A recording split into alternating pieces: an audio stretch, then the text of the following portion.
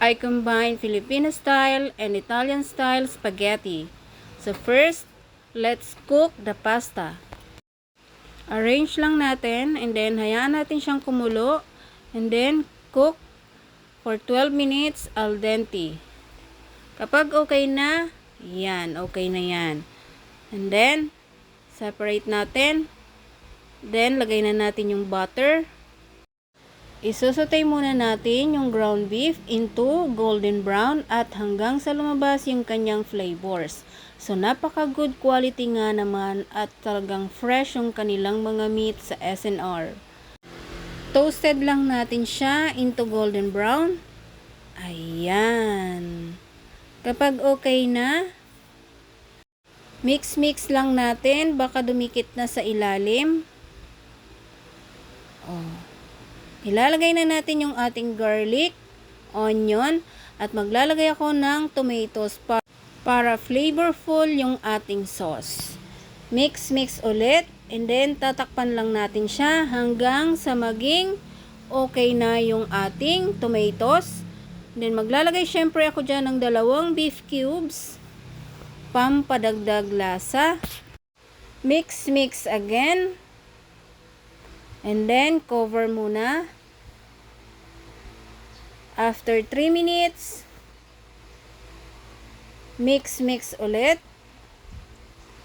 Kapag okay na yung ating tomatoes, then, pwede na tayo mag-add ng tomato paste. Alam nyo ba guys, ang tomato paste, pampasarap at pampathick ng sauce sa ating mga lutuin, lalo na sa kaldereta or spaghetti.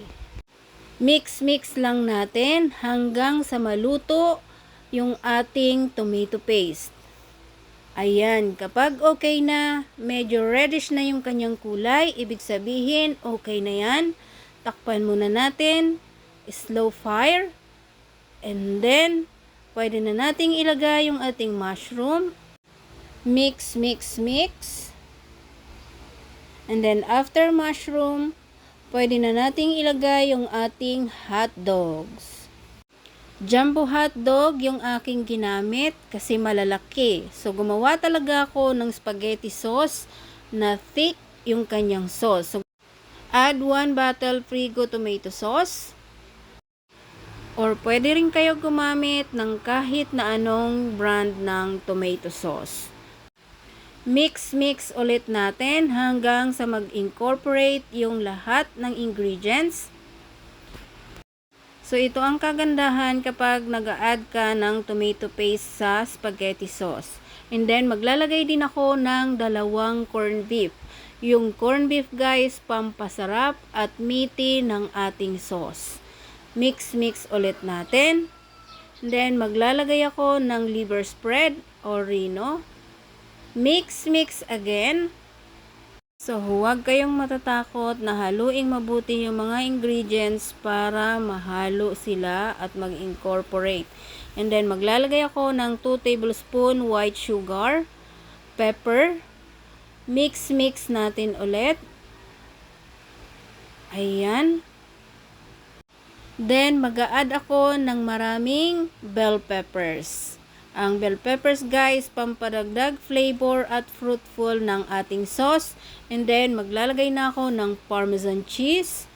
Ang sarap nito guys. Napaka-thick talaga ng ating sauce. Mix ulit.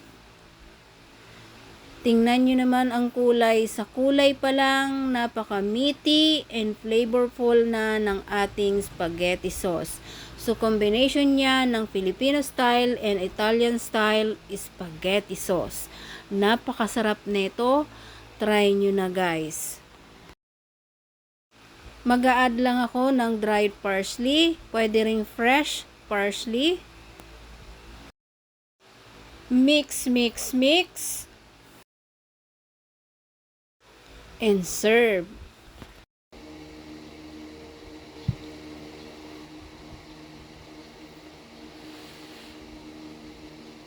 Thank you for watching guys. Please don't forget to hit the subscription button and share. Thank you for watching.